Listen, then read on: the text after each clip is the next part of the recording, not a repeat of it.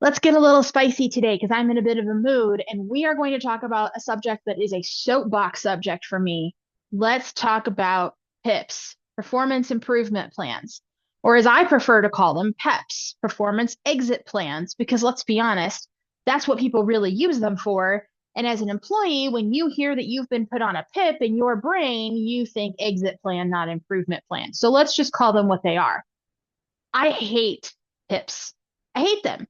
As an HR person, as a consultant, as a professional, in all of the categories, I absolutely hate them. And I hate them not because of what they are, but because of how they're used.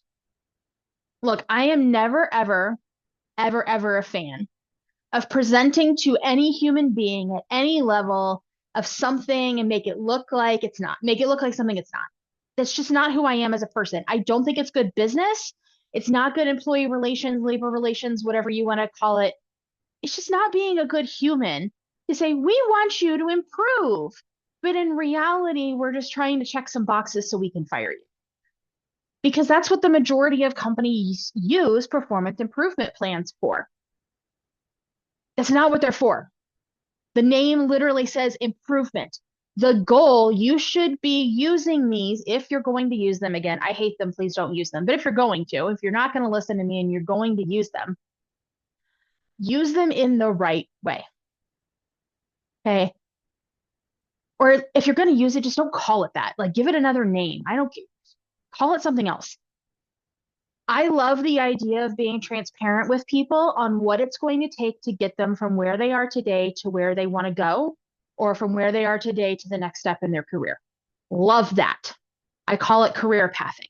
Let's be completely and totally transparent on the skills and things that you are going to need to get to the next step in your career. Love it. Please have those conversations with your direct reports.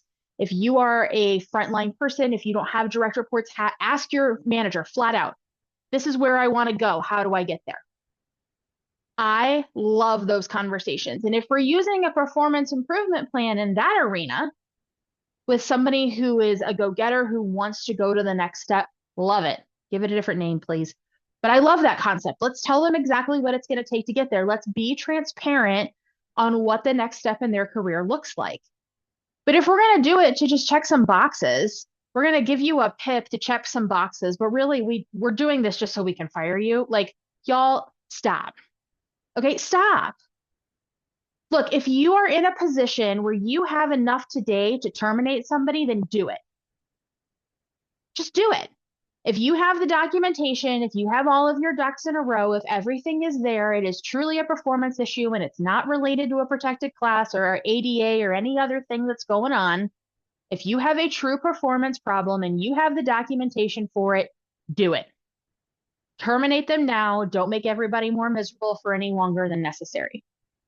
If you don't have your ducks in a row, boo, that's on you.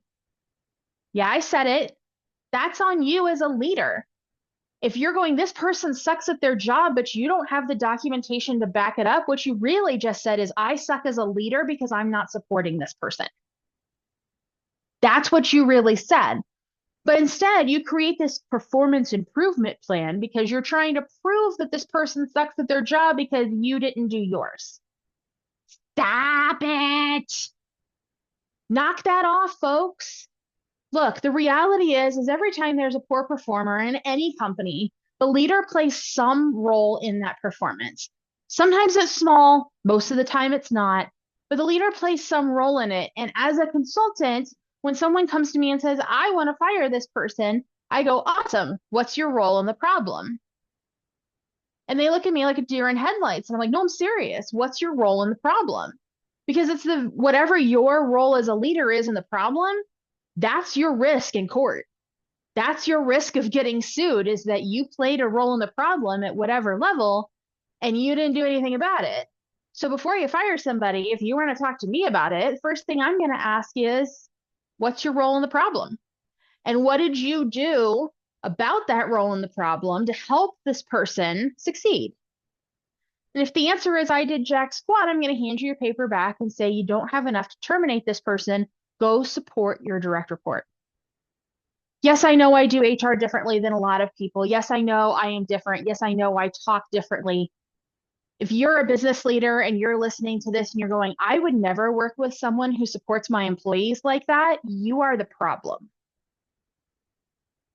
And I don't say that to be judgy. I don't say that to be mean. I say that to help open your eyes to understand that if you are in a situation as a business leader where no one is pushing back to you, if you're in a situation where no one's saying, wait a second, what about if you don't have someone in your space who is doing that, you are doing yourself a huge disservice. And you are not truly leading the business. You're being egotistical and you're making it all about yourself. And that's not what business is about. Yes, we make money in business. Of course we do. But money is a tool in the tool chest, folks. It's not the end game. The end game is a quality of life. The end game is impact. The end game is legacy. It is all of those things. It is not money. Never has been, never will be. So if you're listening to the things that I'm saying and going, ew, I would never, maybe you need to check yourself a little bit and be like, do I have people in my space who are helping make me better, who are calling out my blind spots and the things that I don't see? Maybe it's a moment. Maybe the universe put you in this video because they needed you to hear this. I don't know. I hate PIPs. Please don't use them in an inappropriate way. If someone has a problem, document it, use your corrective action process because that's in your handbook, right? Right? You have your corrective action process outlined in your handbook, right? Use that when we're having problems, follow the process, and when it's time to exit somebody, do it. Just make sure you have your documentation in order, and PIPs ain't it. Because when you hand somebody a PIP, all you're really telling them is, I'm going to pretend like I want you to approve, but really I'm just checking some boxes so I can fire you. And that distrust, y'all, oh, that is not it. That is not it. Knock it off. If you're into this kind of thing, follow me on the channel that you're watching this on. I've got a YouTube channel, I've got a TikTok, I've got an Instagram. Almost all of it is under either North Star HR or North Star HR AZ. You can find me out there in lots of different places. Let's change the way that we work so that we're working smarter, more efficient, and in a way where people just don't dread work. That's what I'm all about. I hope that's what you're all about. Catch you on the next video.